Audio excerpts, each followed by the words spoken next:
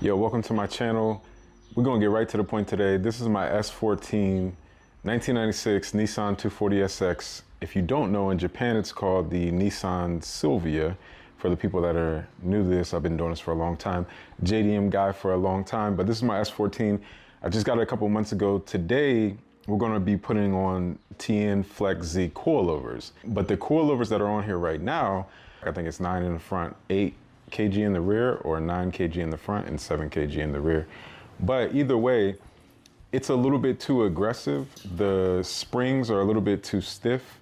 Yeah, there's my 2G Eclipse over there as well, convertible. Let's not even get on the Mitsubishi tip right now, but that's coming in the future. The coilovers that we have right now are too stiff. The springs are too stiff. So we want to make sure that we have something for the street that is going to optimize grip and also give you a better ride.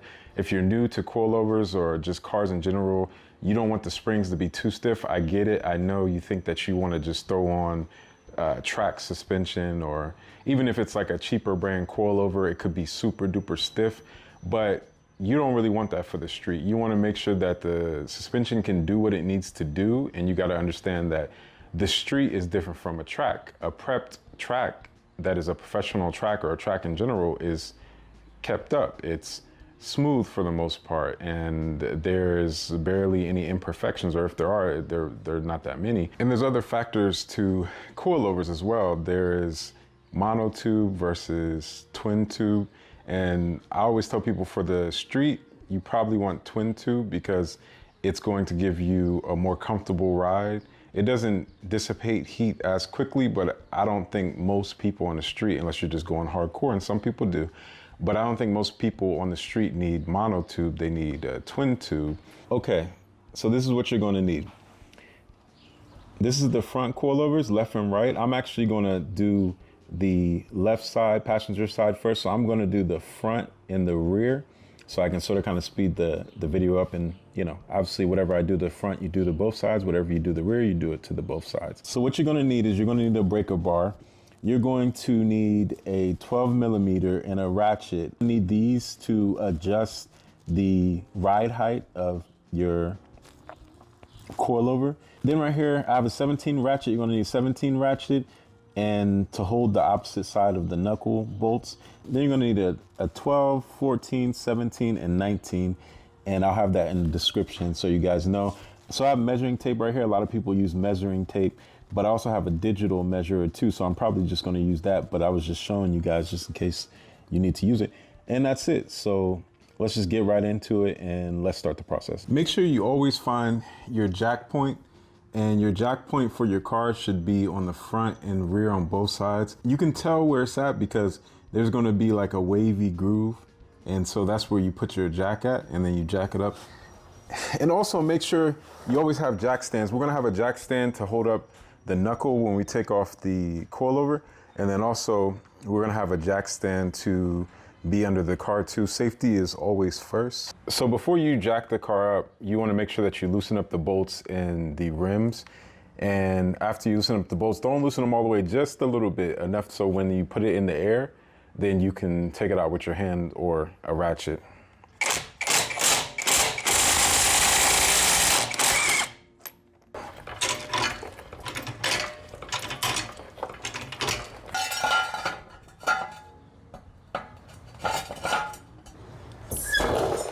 Eventually, I'm gonna upgrade these to either Z32 Nissan 240Z big brake calibers, or aftermarket. I don't know exactly yet. You're gonna need a 17, right? This is a 17 ratchet. I have one of these that you can hold it from one side and it won't turn, or you can actually like unloosen a bolt and you don't have to keep readjusting every time, taking it off, putting it back on, taking it off, putting it back on. You could just leave it on. This is not a 17, but you could just leave it on and you can go like that, right? So 17, regardless of which one you have, if you don't have one of this, you can buy it at the local AutoZone, Advanced AutoZone. If you're in a different country, you have to check with your parts store. But most people can get their hands on a regular 17 ratchet, so you would just put it back here. But I'm gonna use this side, and then I got this right here, a 19. I'm gonna use a 19. So there's two bolts in the front on the knuckle, one down there right? One down there. There's one down there, and then one up here. So we're gonna loosen it up, and yeah, hold this with the 17 on this side, and then 19 on this side, and let's loosen it up.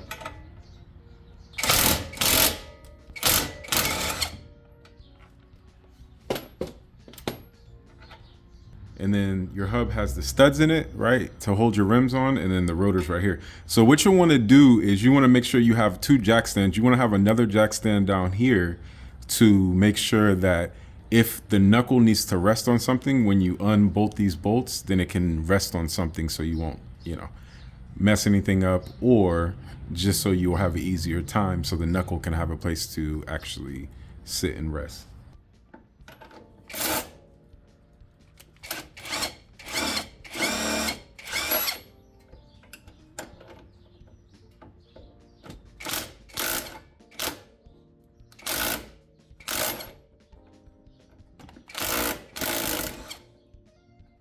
So now on the other side, take the 17, flip it, right? And then you have to loosen it from this side. And you have to get the bolt.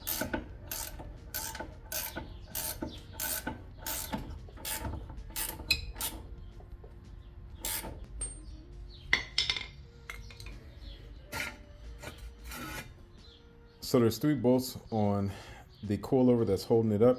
Once you take the bolts out, then the coilover should drop down.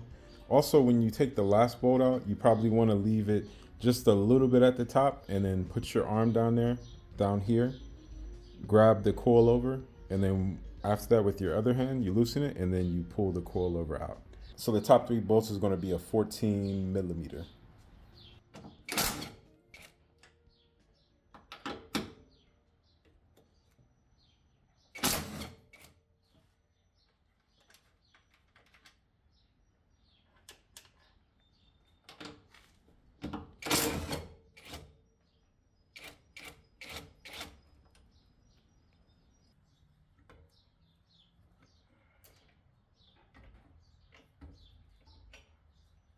So now we got the Tein Flex Z coilovers. I picked this one, I think I got them for around $850 because most people had good things to say about them. If you don't know Tein, I call them Tein or Tein. I've been saying Tein all the time. I will never get that out of my head because I've been saying it like that all my life. But Tein, they're sort of kind of an OG Japanese company. If you're so young, like maybe if you're 17 or 18, you might not know. But they've been around for a very long time. And this to me has the perfect balance of street comfort and handling and performance. Because like I said earlier, you want to make sure that everything in a car is balanced. You're trying to match up all the parts with each other so you can get the best out of them. And then after you match up the parts, that's when you can start to really tune to your driving style. Do you want more horsepower? How you drive, the type of tires. Do you like it more aggressive driving where you slide a little bit if you have a rear wheel drive car, but you also have grip?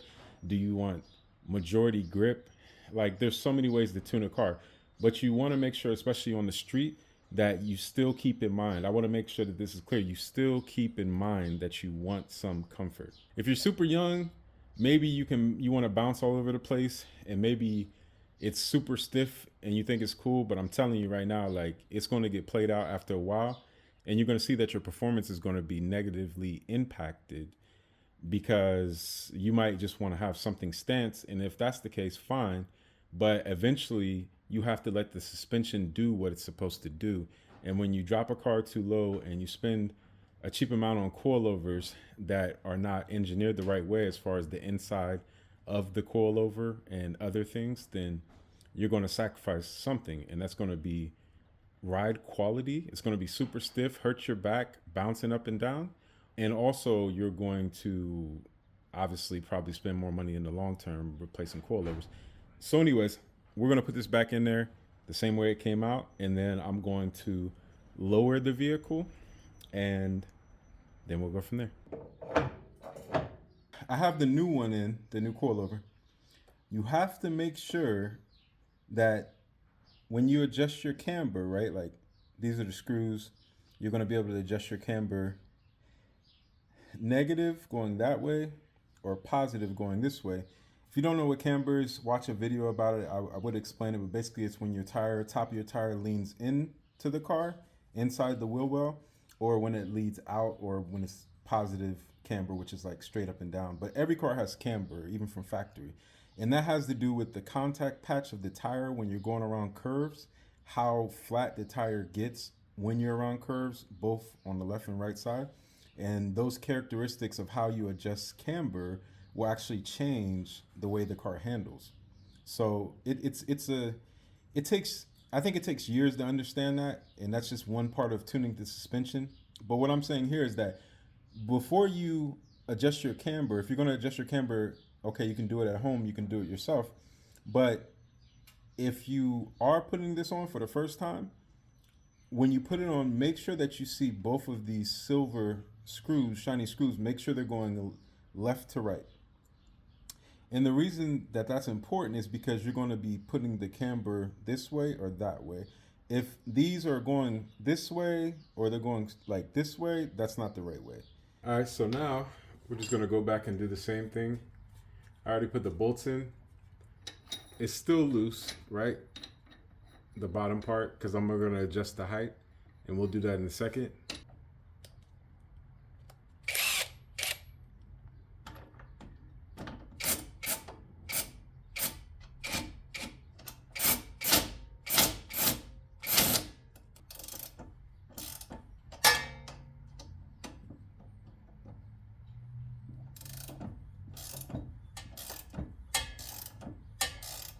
I feel like on street driven Nissan 240sx's, like S14s especially, I feel like 2 inches or 2.5 inches lowered in the front and then maybe like 1.5 in the rear is a pretty good setup. So that's what I'm going to do. I'm going to do, I would say probably 2 inches drop in the front and then 1.5 in the rear. So you're going to go take this and you're going to hook it, and then you're going to go to the right, and that's going to lower the car, and then obviously left is going to raise the car. So I like to raise it up first, take some measurements and raise it as high as I can, and then go down 2 inches and do the same in the rear and go down 1.5 inches.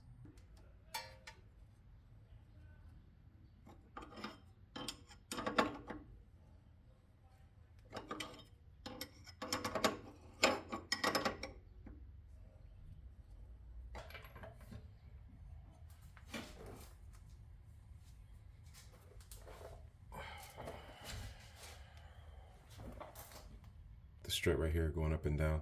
And down here, there's a 17mm bolt. So you're gonna have to loosen that. Sometimes people have problems with it because it hasn't been taken off for such a long time. So you might wanna use some WD-40 or something like that, or a power drill. But WD-40 and a power drill should probably get it off.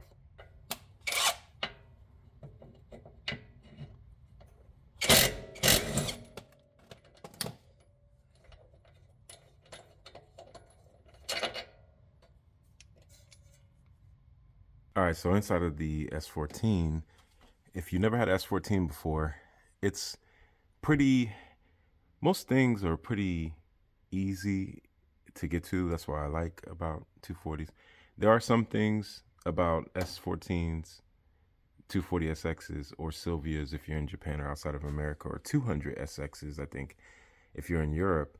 There's some things that obviously are difficult, but a lot of things are pretty easy. And I think anytime you make a sports car that is easy and accessible, that's a great thing.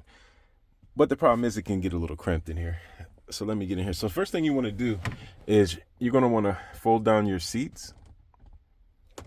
So you just pull those little tabs up and then you fold it down. You pull both of them up on both sides and you fold it down.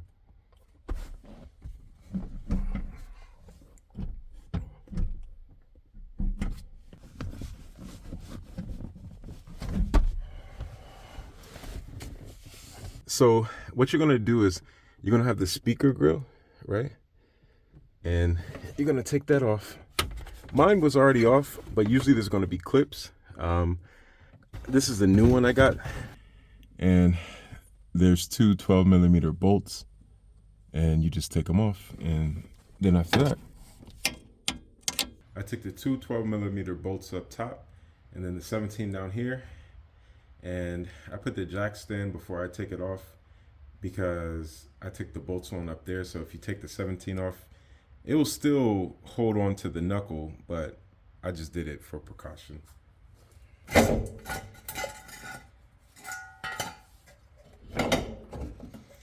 And then you just pull your coilover out.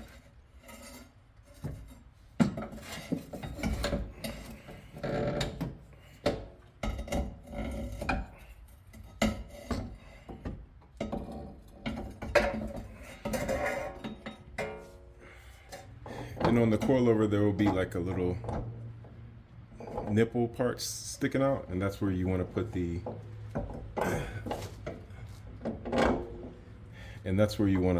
the hub back into.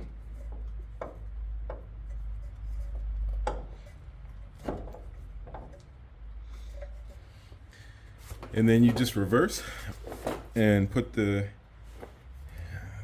17 bolt. Then you just put the 17 bolt back in there. And after that, you can adjust your ride height. Always remember, loosen up the bottom nut first.